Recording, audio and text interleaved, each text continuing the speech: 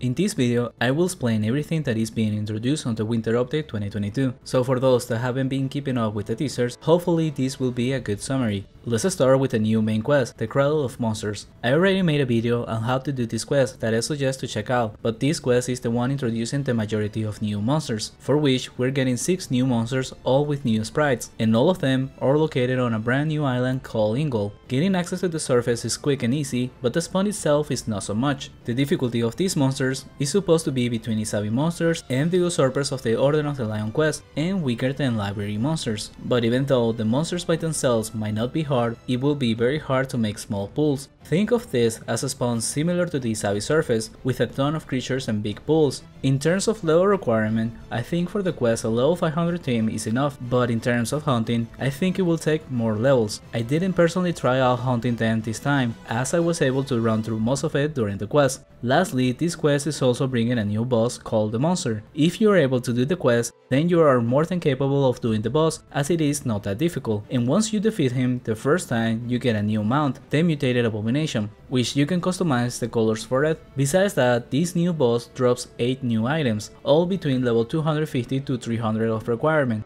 Druids get a leg piece with 2 magic level and 3 physical protection, and boots with 1 magic level and 3% death protection. Sorcerers are getting a boot with 2% physical and 1 magic level, and a very good book with 2 magic levels and +3 for energy and fire attacks. Then paladins are getting an armor and legs with earth protection, and EKs get a helmet similar to the Terra helmet but with ice protection, as well as new legs better than the fabulous legs, especially if you want the earth protection. In my opinion, the EK legs and MS book are the highlights, and the others are situational alternatives. Moving on, there is an extension to an already existing quest, The Adventures of Golden, which is the continuation of the Order of the Lion. Doing this new mission unlocks access to Ixupan, located in Port Hope. These ruins are the second new spawn, with 3 new creatures and 1 risky creature.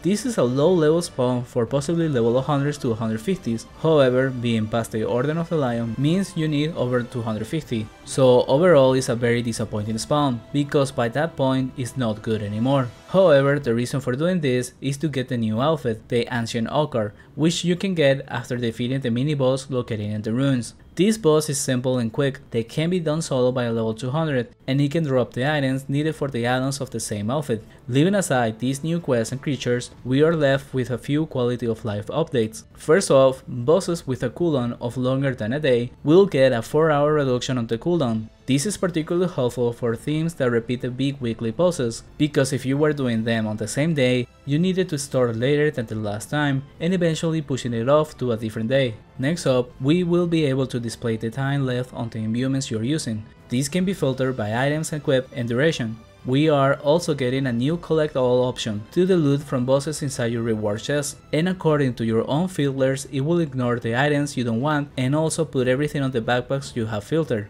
Now lastly, the true highlight of this update, the balancing changes. First off, we have a new formula for the damage intake that will take into consideration your combat stance, equipment, and shielding skills. All of this goes into a new category called Mitigation, which you can check your own through the character stats, and this reduces all sort of damage intake. However, this also applies to all monsters, making them slightly more resistant. The numbers vary depending on the difficulty of the monsters and its stats, but by having them unlocked in your bestiary, you can check how much mitigation each creature has. It should be less noticeable for lower levels, but on higher spawns it becomes more obvious. Moving on to the last topic of discussion, the introduction of the Wheel of Destiny. This is meant to be a way of customizing your character with the stats you gain as you level up, starting from level 51. Each level will give you 1 promotion point that you can add to a slice inside the wheel, each of them unlocking something to improve your character. It can come from the basics of more HP, mana and capacity, to ability upgrades, elemental resistance, extra damage, mana reduction, and even new spells. While you use your points on a particular slice, you increase its dedication perk bonuses, which for the most part are the basic improvements. Once a slice is maxed out, you unlock its conviction perk, which for the most part adds bonuses to your spells as well as elemental resistance in some cases. Keep in mind that some of these bonuses might be repeated in different slices, and they will both be combined for the final bonus.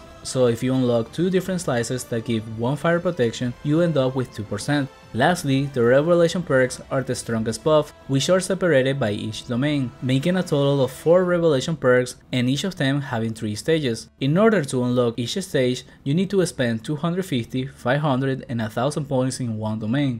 So technically, a level 1050 can have just one domain fully maxed. And additionally, that means there will be a soft cap of bonuses at level 4050 whenever that happens. So overall, this is meant to add customization and improvements to your characters together with leveling up, and that in return means the lower levels won't benefit much from this. In my opinion, it is a good idea in addition to the game. However, it does come after getting a nerf to the damage formula from leveling up, and also at a time when creatures are also getting stronger.